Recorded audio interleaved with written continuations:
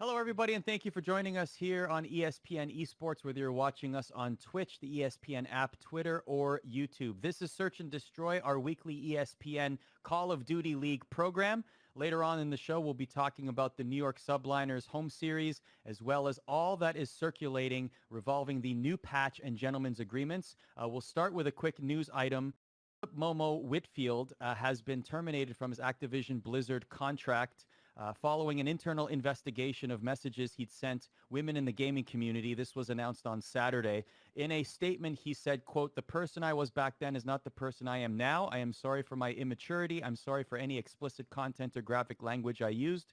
I'm sorry for any tasteless humor, and I'm sorry to anybody who I've caused offense to or who has suffered in any way as a result of my actions." A full article about this is available now at espn.com/esports. And now to get the show rolling, I bring in Emily Rand, my usual partner in crime on this program, and also special guest. We always love having him around. It's Easy Mac, baby, the best statistician. At least I'm going to say that because he makes his stats so public in the Call of Duty League. Easy Mac, Austin, welcome back, buddy. How are you? We can't hear you. You're muted, I believe. Oh, I'm good. Wow, 0 for 1, man. 0 for 1 already. Just starting off on the right foot. Stats are great. Mike, not so much. Not so much. I mute myself half the time. It's totally cool, man. So it's been pretty eventful for you, my friend. We're going to be talking a lot about what's been on your plate lately. But the first thing I want to get your thoughts on, both of you, in fact, is the fact that the Call of Duty League has announced that the playoffs and championships will be online. I don't think this is a surprise. I think that many people saw this coming, especially how COVID has progressed in North America. So we have some updates as well. There's going to be a universal camera setup starting with the New York Subliners Home Series. So every player will receive a camera setup so that officials, etc., can see everything they need to see at the ready check position. There's going to be an increase in servers in terms of the playoffs. There'll be more servers to veto. I haven't gotten on whether that. Do you know this, Easy Mac, whether or not the amount of servers around the country will increase, or will it be an increased amount of servers to veto during playoffs? Do you know this? So from my understanding, it's a little bit of both. So instead of 3 servers per map, it's going to be more, I guess, for the server veto process. So there'll be more teams will try out more beforehand and then veto the ones that they don't like and then go from there. But I believe they're going to try to add more servers in, but it's kind of like see how it goes process. So hopefully, because we need more servers on the West Coast to make it more fair for the teams over there. But yeah, it's all I know right now. Basically, Emily, it sounds like anyone who's on the West Coast right now is looking for places to crash in the East Coast. Like, hey, can I move for a couple months? Yeah, it's actually really unfair right now if you're a team on the West Coast. So that's like, I get why people are so mad. There is no way. I mean, I kind of said this last week. I said I'm like 99% convinced that it's going to be online. Like, I didn't think it was going to be online at all. Based on how the pandemic has gone on in the United States. So obviously, like, that is out of Blizzard Activision's control. However, what is in their control and what they've had issues with throughout the entirety of the online season is making sure that there's enough available servers for all teams, regardless of where they are in the United States, and that they can make it as fair of a process as possible. So my thoughts are this sucks, first of all, and then second of all, that they really, really need to make sure that those servers are available, especially for the West Coast teams. So I talked to Saint this week, Easy Mac, and he is, I guess, cautiously optimistic is a good way to put it. Like, he's still very concerned about the geographic placements of certain teams. I mean, his team in Minnesota, one of them's in Toronto, for example, right? So he's concerned more so that more servers are necessary in key locations. So what do you, like, even just generally the announcement that was made regarding all of this, how did you digest it?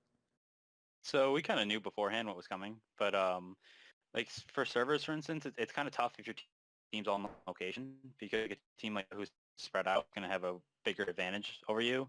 Because like if we play Florida, for instance, we get 3 server options, we have to veto. So like if Florida's smart, they're going to veto the one that's closest to us, all in Atlanta. But then we can't veto the one that's closest to them because they're so spread out. Like Skies is in Chicago, and the bunch of their players are all spread out. So it's kind of hard that like going through vetoes that way. But yeah, I mean, like teams like us in Minnesota and even Chicago and Dallas are kind of at a disadvantage because we're all in one location. So that's kind of where I pick up on the same I'm like cautionally optimistic because it's just kind of tough to make it completely fair. But yeah, I mean, none of the announcement really shocked me when it came out.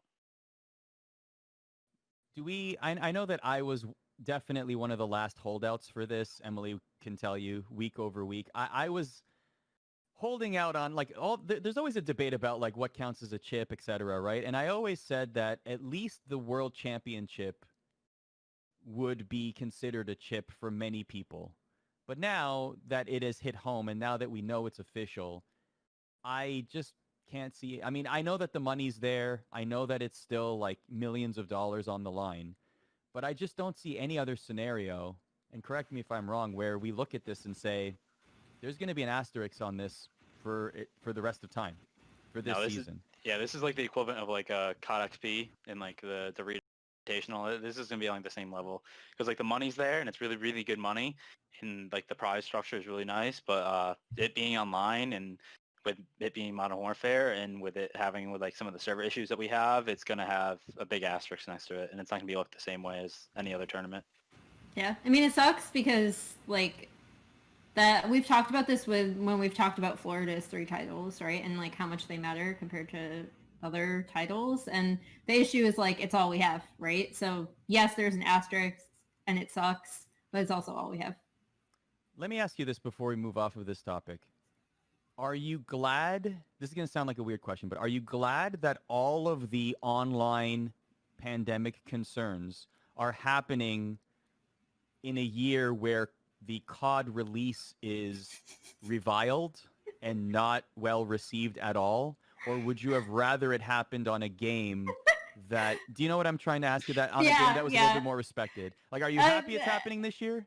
I mean, I have a sign back here that says GA Modern Warfare the entire game. I think honestly, like if you're saying like, is it better that it came like with a game that was already like pre-scuffed so we can just kind of throw out the entire year almost?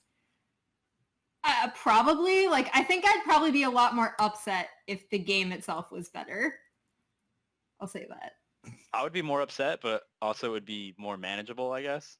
It would be like better to watch because this is year one, and like year one's kind of important for the league, even though year one has been completely blown up this year, and it's not going to get any better. But yeah, it's not the end of the world that it's Modern Warfare, I guess. I mean, everyone's making the best of what we have, and you know the league's trying, the players are trying, the teams are trying.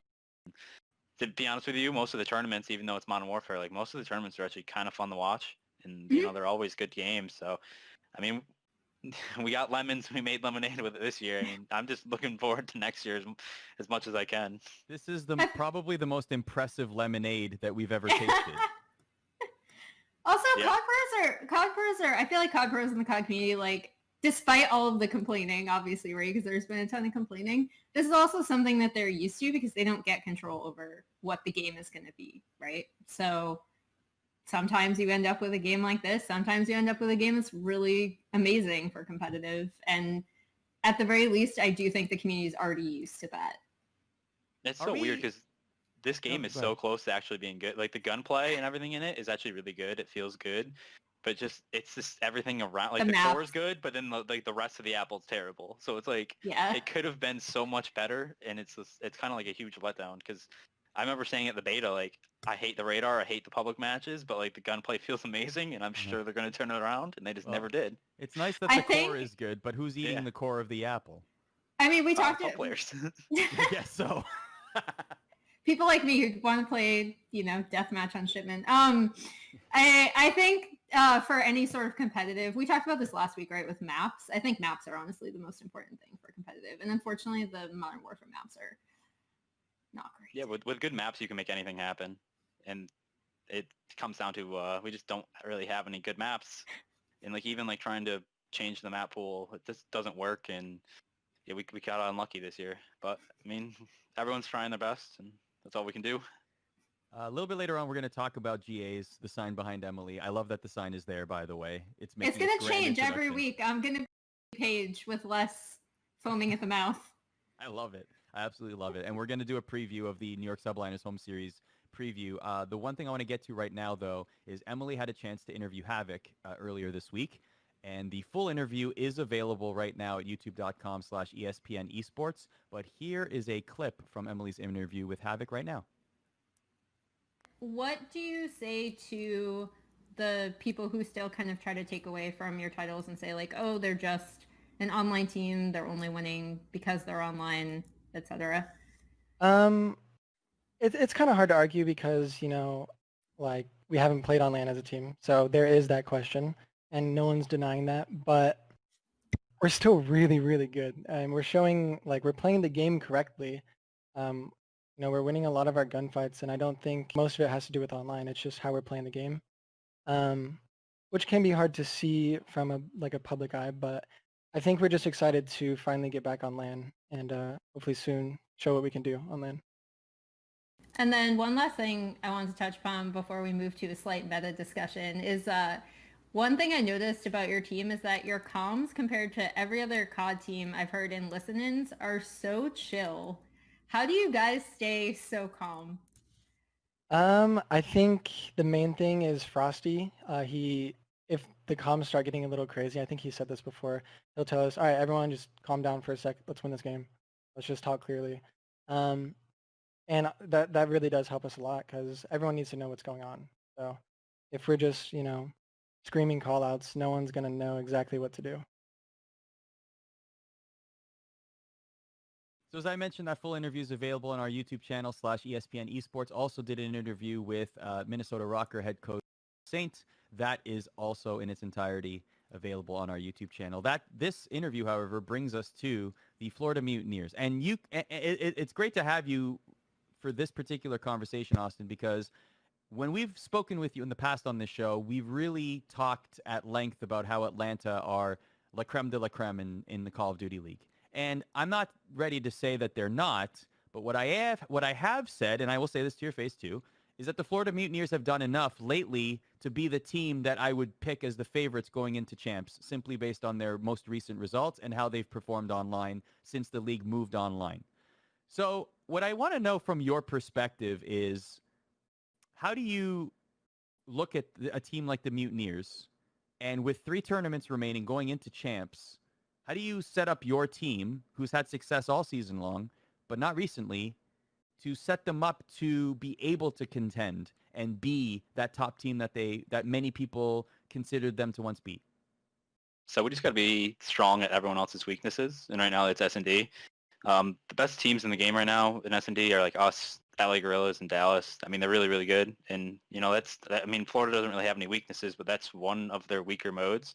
So, it's all about being really good at S&D and then trying to steal a respawn against them, because right now they are just firing on all cylinders when they get into that tournament mode. And their hard point play is actually one of the smoothest I've seen since like New York and Scrims the last couple of weeks too. So they're going to be really hard to take off respawns. So like going into matches against them, we have to be and take both of those. At two grand finals ago, we won the S&D but lost all 3 respawns. And if we just took one of them, I would have been really confident in that game 5, but we failed to do that. And then in this last tournament, we even lost the S&D. So it's just, we're going to have to really focus versus them and, come out firing and just play our game and make sure they don't get us all flustered again, so we can do what we've been doing all year long. Is there any concern with the Atlanta team when they look at the success of Florida? Is there a slight decrease in confidence? Do they talk more highly of the Mutineers, or is the team still motivated and thinking, you know what, we're still the best team in this game and we're going to get it done? I mean, the guys still feel confident, like they're number one, but like when we were looking at Florida from the beginning, like we practiced against them a lot actually. So we always knew that they were really good. And then once they really found like a meta that they liked, like they like 3 AR maps and they like running that and they're really good with that. And once they picked up Awakening, their respawn game just hit another level, and Pharaoh's just been playing out of his mind, same with Skies. So with them, last finals, like we've actually played really, really well in that hard point, and we could have won that. And then the same thing in the S&D. And if we perhaps get a lucky play here or there, like we go up 2-0 and we got smoked in that dom, but other than that, those two maps were close. So we try to look at the positives and try to build off of that, and just know that next game we have to play better than what we did, and we'll be better in the series, and we'll have a better chance than what we had the last two times. Yeah, so say I think people like to remember the Dom as the entire series because the series was a 3-0, but Yeah. that obviously wasn't the entire story. Those first two maps were really close, so. I think there's a little bit of not recency bias, but when people look at the series, all they see is that Dom, or like the Dom is like the definitive end. So that's the thing that sticks in people's mind is like, oh, Atlanta got smoked. Yeah, which I don't blame them because that Dom was just. It was if you rough, look at it, man. It's rough. It got ended in like the first half, and then second half was just. It's just there as a technicality, but it wasn't good. I mean, every team has bad games, right? Which kind of You just funny. gotta Like, chalk it up, right? like we're actually like we were slumping. I don't think we are right now, like currently, but we were slumping, and we were still like taking care of business. Like we were still beating Dallas. We were still beating the teams that were put in front of us. We were still coming in second. So I mean, I'm just happy we were in a really weakened state and still finishing second and still grabbing points and still staying number one on the points leaderboard. So, I mean, like, even though we might not be number one in the power rankings, we're number one in the rankings, which at the end of the day is what matters. So that's what I'm happy about, at least. So the Florida Mutineers are not participating in the Subliners Home Series. And what is going to happen during the Home Series, a whole lot of gentlemen's agreements that have been happening for the last several days since the patch dropped in late June. Here we go. And yeah, so this is a very, very, very involved topic, which at the end, not a lot has been GA'd at the end of it, but a lot of discussion has been had and a sequence of events that is very public right now with the likes of Crim6 and others tweeting. And here's Crim6's tweet right now. The only GA that makes sense right now would be to remove all weapon GAs or replicate BAL meta, aka best meta, M4 only for respawn, can snipe an SND, everyone shooting same distance, and everyone killing at the same speed. Let's go. Basically, it's like a head click race. Rambo Ray chimed in as well. This year of COD GA has been a perfect example of why the players shouldn't be in control of the rule set. The fact that a few teams are tossing around new things when they want out on a basis 9 months into the game without thorough testing / good reasoning is pathetic. Those are strong Canadian words from Mr. Rambo Ray. And there's Simp. Austin, did you see this tweet before it went out by chance? Yeah. Rest in peace, pal. So basically what we're saying here is, yes, this is a very public conversation that is being had. And to be fair, Call of Duty League has really made attempts to avoid talking gentlemen's agreements in the past, as some of us may or may not know on this program. But they addressed it head on recent broadcasts. So now it feels very fair game to discuss this, even though perhaps the paradigm may not have shifted within the players except for what they put out there publicly. Because I'm sure among people who are trying to digest all of this, there's still a little bit of confusion of exactly how we get to this point or how these conversations are had and why exactly it is left to the players to even decide this in the first place. There's a lot to unpack here. So let me start with a general question to you, Austin. Just like, what is your whatever you can tell us. I don't want to put you on the spot.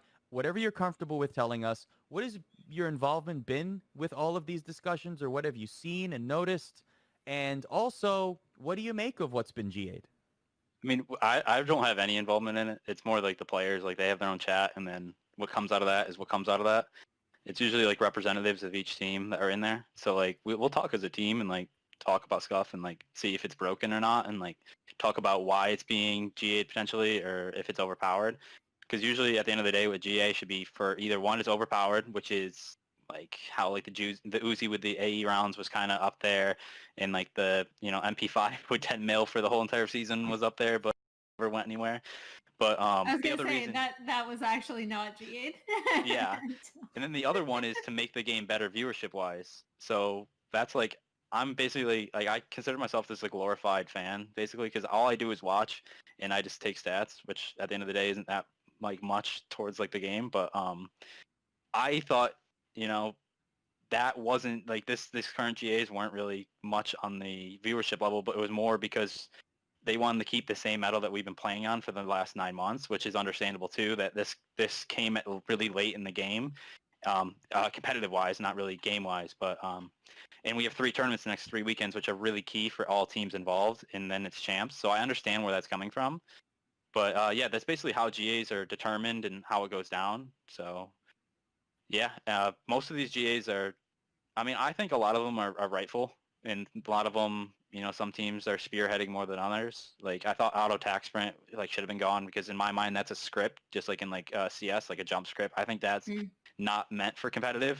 But I don't think I think it's tough to GA guns when I would hope the developer would balance it more, but obviously sometimes we have to take that into our own hands, and that's what's happened. But yeah, it's not really my place to say. More of the teams that vote and then how that works out. But usually it's majority. Usually it's like 9 to 10 votes. It has to be, but it changes. It's usually the flavor of the day. Yeah, I mean, I have a lot to say about GAs because I actually really, as a general rule, like them, especially for something like Modern Warfare, where there's so many issues with the game itself, and talking to the developer is next to impossible. And I really appreciate the fact that players actually do stand up for themselves in Call of Duty. It's one of the things I like the most about the scene, just generally. Especially seeing how players in other esports don't stand up for themselves a lot of the time. That was something that's super refreshing to see. So I as a general rule, joke sign aside here, as a general rule, I love GAs. I'm sad that they're necessary because it means that there isn't a conversation. Again, there's not a healthy conversation between developer and the competitive scene. And that varies too, right, depending on the developer. But as a general rule, the fact that GAs have to be in place means that that conversation is sometimes really fraught, and therefore you have to GA things in order to make the game playable, or to your point, Austin, to make the game better for viewership. So moving on to these specific GAs, I'm actually really torn on these because on the one hand, I would love to see a new gun meta come out just as a viewer. I think it'd be really fun to watch. I think it would add a lot of interesting things to what we've seen from Modern Warfare the entire year. However, I do think that, again, this is something I run into a lot in League of Legends, where I wish the meta would stay more static at times because there's so many elements being introduced a lot of the time there that I like when things are given a chance to develop and evolve over time or be perfected over time. So I also understand why this is coming out now, because we've already had so many variables that have been within Blizzard's control and then out Blizzard's control with the pandemic, with all that stuff going on that they cannot control but has obviously affected teams' performance, right? So I'm really torn on this one. I think in a situation like this where you only have a few weeks before champs, and with the standing so important, people I think are still, or something I don't see people talking about is how important it is to finish in that top part of the standings going into champs. It's actually so important the way the tournament is organized, especially now that's going to be online instead of LAN. So I mean, there's so much nuance to this. I don't even know how to keep talking about it. But on the whole, I wish that as a viewer and as an analyst, a person who tries to analyze the game to the best of their ability, that we were seeing different gun compositions, because it'd be fun for me to watch, and I'd be really interested to see how that would happen and how that would evolve and how that would develop. However, I also understand why this is happening, right? Yeah, I understand both sides of the coin. It's just, if this update happened or this meta happened a month ago, this wouldn't even be an issue. It would just have been like something that players would get used to and build on. Because like having 3-gun metas, honestly, is in my opinion like the best thing for Call of Duty, because it adds like a layer of strategy. Whether like so like in this instance you have the M4 AUG and MP5, so you can find like whether you want a 1-3-1 or 1-2-2, 2-2-1. You can find like a good combo that you want between all the guns for each map and for each like how teams play. And I felt like actually a lot of teams like fit that meta like perfectly. Like when I look at London, like I see like one super aggro player and Dylan, and then I see two players like Trey and Maddie that are like really good with the Maddox last year that would be really good with the AUG, and then I see Wuskins and Shawnee who would like be really good with M4s. So like I thought a lot of the teams would like this meta, but I guess it's like just on the line of like when there's not enough practice and there's like enough to get used to it. So a lot of these teams are like the value of these last 3 tenures is huge because 5th through 8th for like getting in that upper bracket is wide open still, and like I understand that conversation. I understand why it's so important on that front. It just sucks because like the last week of scrims with it has been like so refreshing, and like I can actually watch everything not at like double speed. So yeah, I'm just a little torn on it all. Like I understand everything, but it's just tough because I feel like the AUG is really, really good for the game and really good for the meta and really good for viewership. But I understand why it's too late too. So it's tough. Formal also tweeted, by the way, where he's basically intimating, look, like I don't give my input because this happens all the time, and what does my input mean anyway? Like at the end of the day, I'm just gonna win. So like I liked that approach. It's a good but I attitude also to have, I guess. let me Confidence. let me ask this, and this may come from a place of look, I haven't been in the Call of Duty competitive scene for a very long time, but in hearing this, one solution that comes to mind is why isn't there a well-established player? Let's say a Karma, for example. He just retired, for example, right? I'm still holding out on the fact that he might come back with a better title, Yes, but I know that's you a whole hoping. other conversation. But We like, all are like hoping, someone, to be honest. yeah, someone to his level, right? Someone very well respected in the Call of Duty competitive community, maybe a former player, someone with clout and respect. Why aren't they with the Call of Duty League? Like, why doesn't some of this fall under Call of Duty League for them to deal with the GAs, to have somebody there that literally makes this into the rule set as this happens? Like, why isn't that happening? That's a good question. Like I'll describe like one situation for you, and then like we can talk about how like that would fix everything that happens. So like when a GA gets started, it's usually like 1 to 2 teams or players, for instance, that really like push it, and then like usually what it is, it's like the middle of the pack and like lower the pack that really push it to like get like 8, like you're getting like 7-8 votes by that point, and then more teams are voting yes for it just because it helps their team, and then other teams are voting no just because it hurts their team, and then everyone's really conflicted and it's really biased, and like that's pretty much how every GA vote goes. I mean, that's how like the ATS vote went. I mean, it like we were involved in trying to get that gone, and then like this past one there were other teams, and then it felt like everyone was out of sudden, like it happened so fast. So like having like a committee that would like discuss this and like see the positives and negatives of every vote and then determine it would fix so many issues and would be so great for the scene, but I don't think it will ever happen until the league establishes it, because the players will never, I don't see that ever happening. So I am, again, torn on this issue because I actually think it's really important for players to maintain their own agency separate from the league and separate from the developer. I actually think that's super important. And again, one of the reasons why, like, as a general rule, I will always stand up for the fact that GAs exist because I like that players have agency. As for why the league doesn't step in, I mean, they didn't acknowledge GA's existence publicly until last week, the week before, 2 weeks ago. Yeah, it was like 2 tournaments, I think. Yeah. And I think part of that is probably because they also, if I had to hazard a guess, given for this specific game, and again, this is regulation, so like don't take my word as law, but I would hazard a guess that they have about as much power as players right now in terms of talking to IW about this game and about what they can do about this game.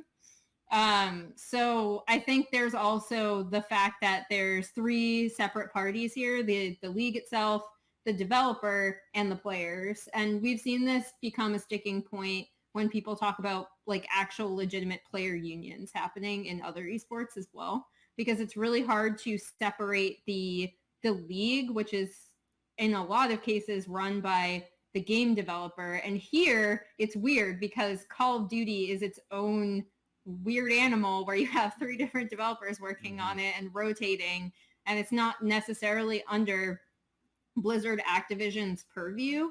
I think one of the biggest mistakes they made actually for the Call of Duty launch season was not making sure that it was a developer that they could talk to and have a really good rapport with regarding the competitive scene, because it was so important for competition to be really good this year. And obviously that conversation didn't happen. So Well, I was going to say, I do wonder how much agency the league actually has in talking to IW. Yeah, I mean, a lot of people speculated like last year was supposed to be the year one because of how it was formatted, where you had like 16 teams all season. So like everyone thinks that was either like a test run, which makes sense too, or that was supposed to be year one, but they pushed it back a year to like get everything like perfect. But yeah, I definitely agree.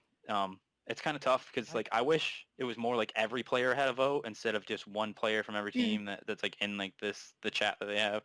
But I wish like every player had a vote, so it wasn't like I don't know how to explain it. I just wish everyone had the same level of vote, like voice, not just the loudest have the most votes. I feel like there needs to be a solution, because what Austin described earlier, the fact that like not every player is participating, and also a lot of the players, and in a situation like this where it's very Wild West still, right? Like how these conversations are being had secretly, and how this is all being decided. It's all very based on, though they might say if asked publicly, oh, sure, we're thinking of every factor. You're really thinking about yourself and your team and how this will affect you, right? So in that regard, that almost is counter to the competitive integrity of the game itself, simply because you need to have what's best for the, like Spock says, what's best for the many is better than what's best for the few, right? So I guess I wonder if there is a solution where all parties are involved, that everyone would at least be okay with the arrangement, because, I mean, it seems as though this is always a problem every year, and I wonder, Emily, if this is something that needs to be fixed. So I think regarding competitive integrity, I actually disagree that this specific GA is like anti-competitive integrity, because even if teams are acting in their best interest, it also is maintaining a status quo that's been around for most of the year, right? So in terms of like basically trying to keep the gun meta as static as possible. Sure. So I think in this specific situation, even though you can make the argument that people are acting in their own best interests, which always happens, in this case, I think since it's maintaining a status quo rather than making a change, that this GA doesn't necessarily fall within that.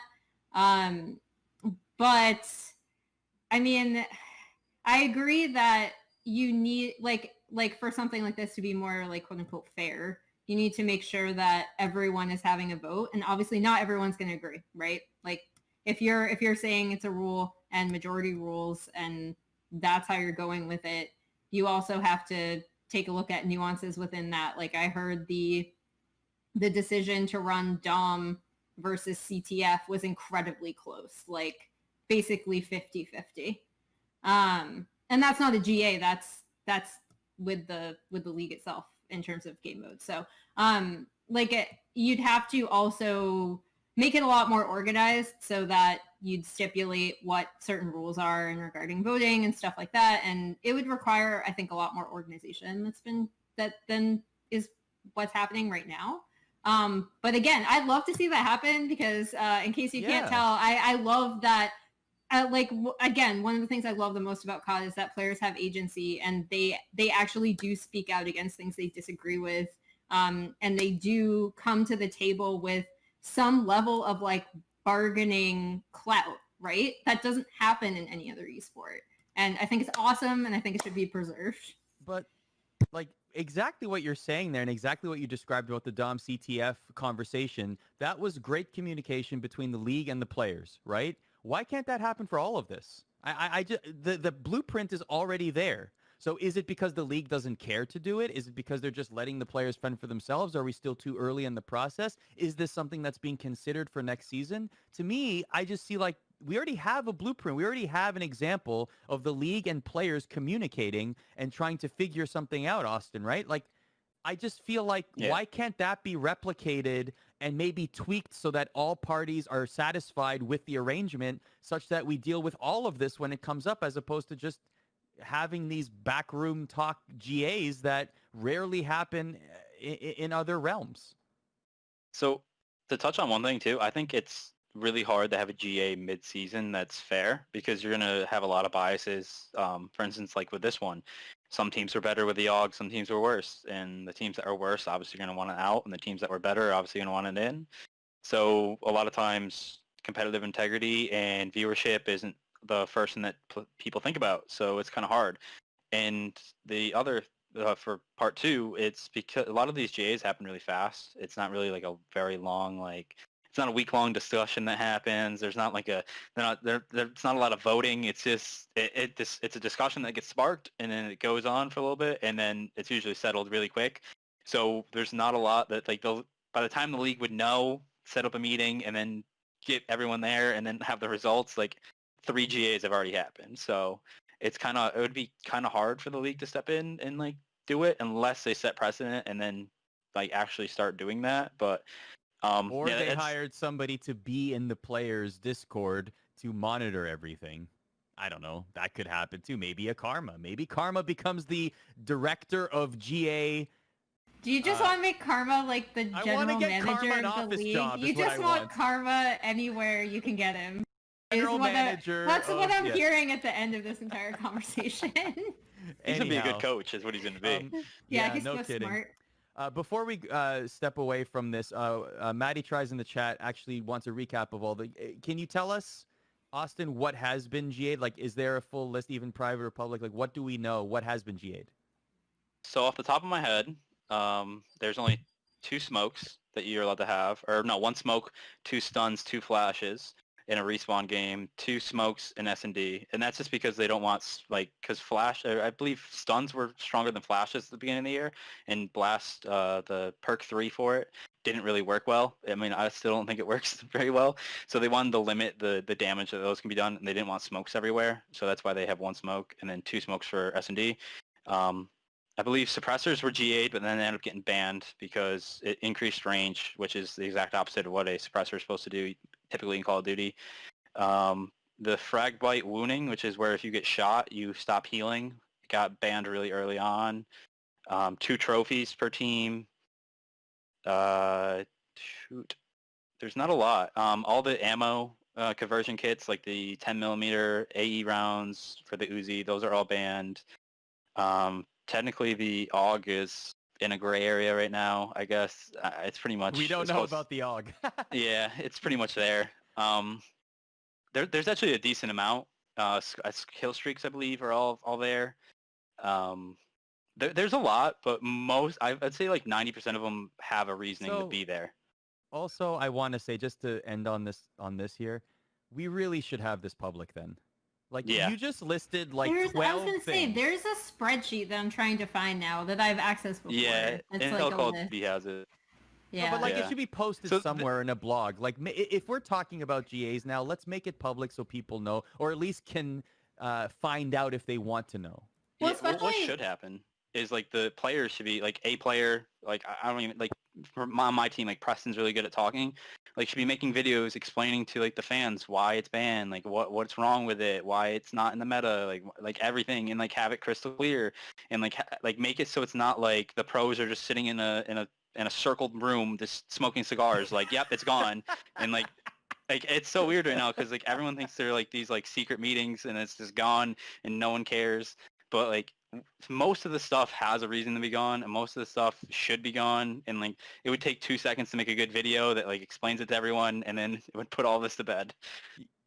Well, and like I think to point out an example that I know you and I came up against, Arda, is that with the like banned perks versus getting them automatically, Yes. Like our video producer did not know the difference. So when we were looking at, I think it was actually Simp's point of view, he's like, isn't he using a banned perk? What's the difference between this and what happened to Lacefield?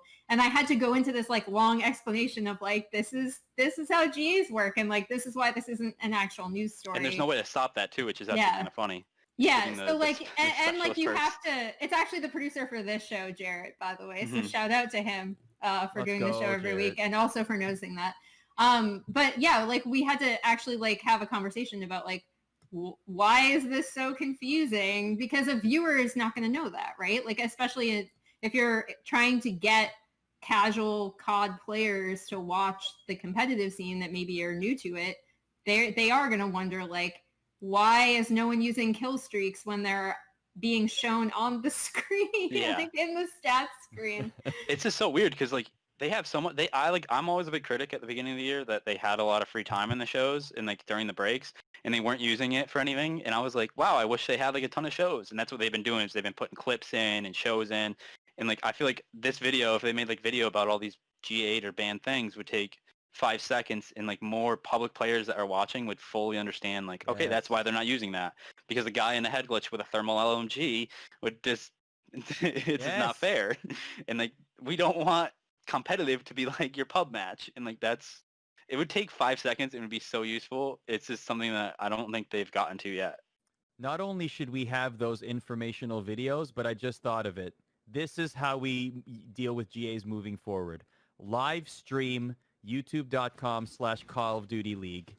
One player from each team sitting around or in a Zoom call during the pandemic. They better be smoking cigars in dark rooms. Smoking cigars, okay? They're in like, what are those, like the smoking jackets. They're sitting down. Some of them have a pipe, and they're discussing it. And they all have accents for some reason. Like, we don't know why, but they do. And they're discussing each point one by one, and they go around voting, raise your hand, and like, and then someone comes in and writes down the GA that was made and then walks away. Like, it's a 2-hour live stream. Everyone's going to watch it. It's going to be That'd be hilarious. I'd watch that. I want them to happen in the beginning of years, so just make it so we can start off like really clean. But the problem is like, also like not a lot of pros like experiment with like a lot of stuff. So like no one knew the Uzi AE rounds were really, really disgusting until like the MP5 got nerfed, and then everyone's like, oh my god, these are amazing. And then it's like, I don't even know. There could be another overpowered gun that we could use, and I don't even know. Like I've heard the Bison is really, really good, but I haven't tested all the attachments. I don't know. So like who knows? Like next week you might be hearing another GA discussion for like the Bison or something, which is like really hard. And then you have like all the DLC guns. That's a ton. Well, we have an idea of what guns we may or may not see in our next home series. Let's end the show previewing the New York Subliners Home Series happening July 10th to 12th. Here are the standings, by the way, going into the season series, or the home series, I should say. So for all the talk about the Florida Mutineers and how great they've been lately, it's really the season results that are talking in this number here. Now, yes, they are knocking on the door of first place. They did vault over the Huntsmen and Empire, did the Florida Mutineers. But, of course, your Atlanta Fays are remaining atop the standings with 230 points. And we did discuss how important it is to stay in this half of the standings as we take a look at the bottom half. And many of these teams are in action. The Minnesota Rocker, who round out the bottom of the top 5, are in action. The London Royal Ravens are in action. The Subliners are hosting the series, and the Paris Legion there as well, on top of the Toronto Ultra and LA Gorillas. So there is a lot of teams here that occupy the bottom half of the standings, but some of them have had some great performances, Emily. So I wonder if this is going to be another series, especially with Florida not participating, where we may see some of those teams really emerge and collect some good points. So yeah, I know we're going to do like group previews, but I'm looking at these groups and it's really heavily weighted towards Group B in terms of like, Group B is going to be such a slugfest because you have 3 of those like, I don't know if bubble teams is the right word, but like you have London, the Subliners, and then you have Minnesota in a group with Chicago. That is going to be like, you know, it's basically like a cage match.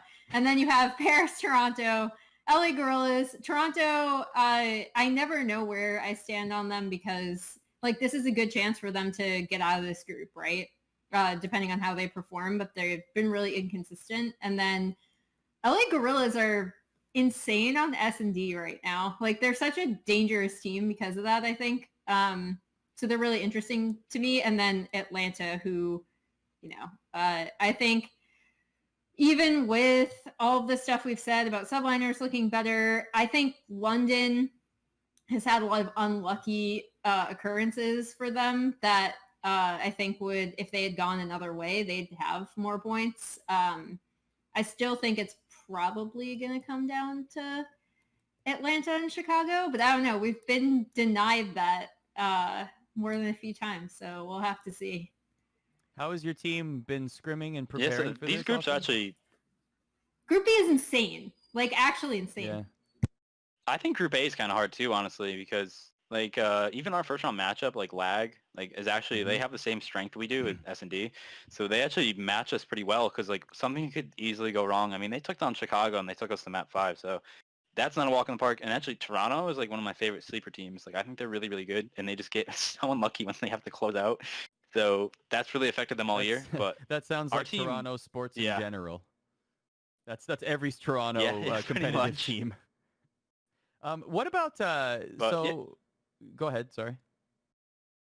So yeah, going into the event though, like we're actually playing like a lot better than what we were, and we've been preparing a lot more. We're preparing the same way, but we're feeling more confident going in, I guess. And like I feel like we've learned from a lot of the mistakes that we've had, and like I'm hoping this is the tournament where we come out and look like we did at the beginning of the season, where we're just firing on all cylinders. And I feel like definitely, like, if we're going to do it, we have to make a statement with this bracket, because a lot of people on the surface are going to think, like, this is a really bad group and we should walk all over everyone. But, yeah, I mean, we just can't overlook any team and just make sure every game is, like, going to be a statement match for us and just keep going.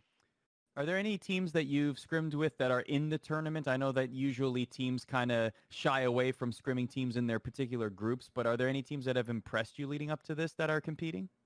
I mean, we scrimmed Toronto today, and for them, I mean, I don't know, like, what they've done this year, but they've been growing, like, throughout the year, and I think this is probably going to be, like, one of those tournaments where they make it out of groups and, like, make a statement going into, like, the semifinals. At least I hope so, because I've been rooting for them. I like Nick Classic a lot, and I even like Kleenex because he was really impressive last tournament. But they have a lot of good players, like even Bance. Like all of their players are actually really good and like slept on. So I'm hoping they do well. We scrim them on our side of the other than Toronto, on our side of the groups, not much. But I mean, we scrim London, Minnesota, and New York all the time. They're probably the 3 teams we scrim the most, and we scrim them for a reason. And that's because they're really good practice and they're really good teams and they play really soundly. So I expect London to come out on all cylinders, and yeah. I mean, I always predict New York to do good, but New York kind of always lets me down.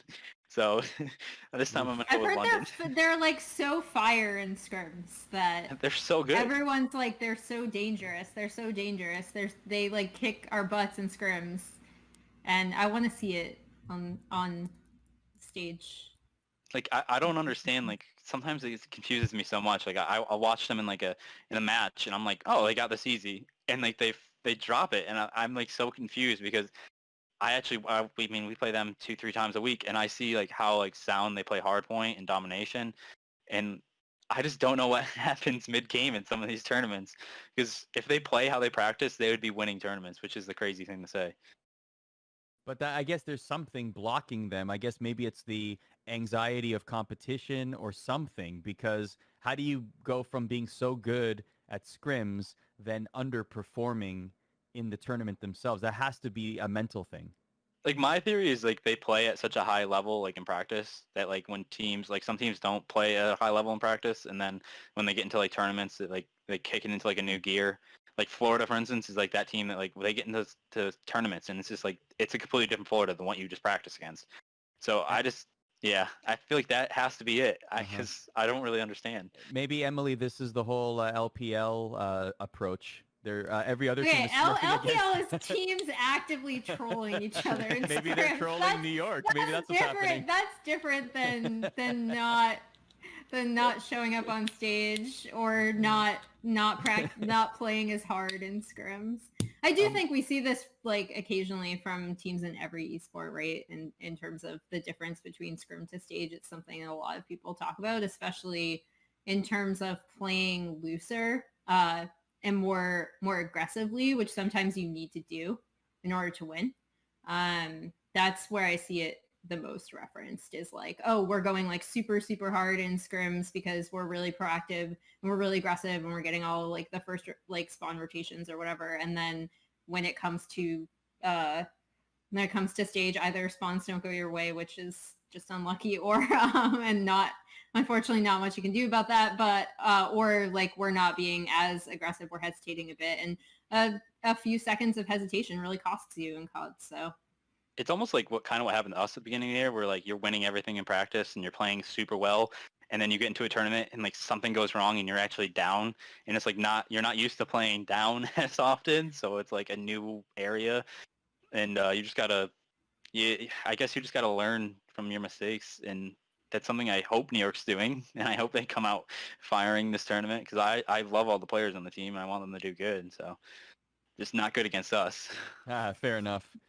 So a team that has been playing decidedly better, obviously, the New York Subliners. We've been talking about them as a team that could contend for a tournament win in the back half of the season. We were saying the exact same thing at the start of the season of the Minnesota Rocker, and we have not been saying that about them in particular since the move to online.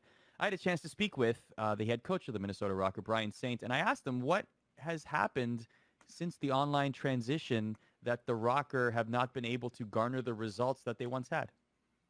Let's talk about your team. At one point in the season, especially on LAN, they were the team that people were considering to be the best of the rest, the one that will break through. Mm-hmm. They're due for a tournament victory. And that chatter has sort of waned a little bit since the league went online. What do you make of your team's recent performances? Yeah, it was just a lot of mindset and mentality with us. Kind of one thing switched to online. You had players like GodRX and Alex who were just in their first grand final, felt so good about the team and our ability to, win a tournament, win their first LAN. And then when everything switched to online, it really hurt them because they're like, even if we go and win our first tournament, it's going to be online. No one's going to care. Like, we were this close to winning our first tournament, never been in this position before. And I think it really hurt their mindsets in particular. And I think everyone on the team too took a big hit to online at first, especially being under the impression that, it's only going to be like this for a little bit and then we're going to go back to playing LANs again. But once we kind of came to the realization that this is how things are, this is how things are going to be, I think we really started, changing the way we look at things. And it was really showing going into our Minnesota event before Alex got hurt. But right now I feel like we're doing better than ever. What is the what is the update on Alex right now? Is he recovered? Yeah, no, he's good. He's been playing with us for 2 weeks now. He just goes to physical therapy once a week. So that was an interesting situation too. I know you gave an update to us and also on the Twitter account, just the idea of how that was discovered mid-tournament in a way. Yeah, it was kind of, in the back of our mind for like a day or two leading up, because his dip in scrims that week was just really sharp from the week prior when we were just constantly winning. So when we really took a dive in to see what the issue was, we realized it was definitely regarding him. And after talking to him a little bit, we kind of found out the day before he wasn't doing too well, but he wanted to try sticking it out and playing the match. He warmed up with us that day and said, he was feeling good enough to play, but by the time the match rolled around, it was pretty evident that he was nowhere near his peak. So that was our latest edition of Coach's Corner. You can find the full 30-minute interview at youtube.com/ESPN eSports. Also, Emily's full interview with Havoc will also be there. Let's finish the show on this. Let's get some predictions. Let's get some thoughts on how we think this series will unfold. I think we already know your answer is easy, Mac. Let me ask it this way. Other than your team, which teams are you looking at here and saying, you know what, I can see a good run out of them? From our group, Toronto. I expect them to make it out with us. And then from the other group, I think London and New York, but I hate saying New York because they vote me down so much, but I think London is definitely my number one pick out of them. I think they could easily make a huge run coming out of that group. I think obviously Chicago is a very good team, but I think London just surprises a lot of people with their pacing and like how good all all 5 players are. Like everyone thinks they have a weakness, but they actually play so well together that everything works, and they just all move as a unit, and all the respawns just work. So I expect them to be a tough matchup for every single player or team in that other group, and I expect them to make it out and make a run into the finals, honestly. Emily, your predictions? God, I hope I'm not predicting the same thing, but I hope that Austin's right, actually, because I would love to see London do well. This is a roster that I've been rooting for since I first saw them. I think they're just so entertaining, and the way that they play is really entertaining and fun. And they've had a string of like really terrible luck across the past 2 tournaments, so, or even longer than that, I think. But yeah, for a while. Yeah. But I think, they, especially since they picked up Zero, I've really loved watching this lineup. I think it's going to be Chicago, and I'll still go with New York again, because they're like this group is full of teams that I just really want to see them perform at Like their you want to best. pick everyone, but Yeah, it's so hard. exactly. I'll go Chicago and New York coming out. I want my FaZe Huntsman final. Like, I want it. Like, please give it to me from this tournament. I think it's going to happen finally. And then Maybe in a Group semifinal. A, yeah, in Group A, I'm actually really torn between Toronto and the Gorillas. I'm going to go with Gorillas here. I think they're a really dangerous team, actually. And I think they've been surprising a lot of people, obviously, with how strong their S&D has been. But also, I think they've just been improving incrementally, that this is a good group for them to, prove that they have maintained that steady improvement. I think I used improvement like 5 times in the same sentence there. And then obviously, I think the FaZe are going to get out, since I predicted an Atlanta-Chicago final. It's funny how we have essentially talked about every single team in this tournament except for Paris. Oh, And I it feel happens badly. every time on this I show. know. But Paris, to be fair, never really give us any reason to believe that, other than Warzone that first week in Warzone weekend where they camped the house and won the whole thing, they don't give us much of a reason to predict that they will go far in tournaments based on their results. And it's so sad too, because they actually have a really, really good coaching staff. Yes. Like built from like head to toe. So like they always come in with like the basics down right. And I feel like it's usually like one player just underperforms in like a series or a tournament, and it just bounces them all out of whack. And like every time they have an opportunity to make like a statement, it like just doesn't go their way. And then they just keep falling down and down the rabbit hole. And now here we are, where the last time they actually made like a big statement was like, I think like London at the beginning of the year. So that seems like a lifetime ago at this It point. was so long ago. It's been several lifetimes ago. So that's our predictions and our thoughts about the New York Subliners Home Series. Of course, it's happening this weekend. We'll break it all down next week on our weekly Call of Duty League show here on ESPN ESPORTS. Search and Destroy happens every Wednesday at 6 p.m. Eastern. We'll end on this little bit of Warzone. Apparently, you can drop your weapons in the lobby and then pick them up in the main round, according to Tim the Tapman, who apparently is just breaking the game left, right, and center. So good for Tim. Tim, by the way, was streaming with Ninja today. Ninja surprising everybody and streaming today. That's a whole other conversation. He wasn't streaming Warzone, obviously. But, yeah, he just showed up on YouTube. He's like, yep, you know what? I'm not signed anywhere just yet, apparently, but I'm just going to stream. But going back to this, he apparently is breaking good for you, Tim. Way to find those glitches and way to expose them on Twitter. So can you even drop guns in console? I don't know. Or is that only a PC thing? Might be a PC thing. I was gonna say never dropped a gun. I play in console and I have not. I'm a PC guy, so I'm gonna. I'm also bad, so.